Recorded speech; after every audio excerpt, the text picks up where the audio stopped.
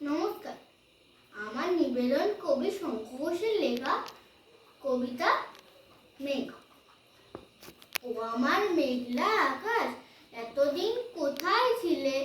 এত যে রাত্র দিনে ডাকছি সবাই মিলে, চোখে জল ছুটছেন না, কিছু কি দায় মানো না? দিয়ে যাও এক ঘটি জল আমাদের শুকনো বিলে। ও আমার মেঘলা আকাশ, এতদিন কোথায় ছিলে? ও আমার মেঘলা আকাশ, তুমি কি সেই মেঘ না? ঝরাতে পদ্মায় জল ভরাতে সেই মেঘ না?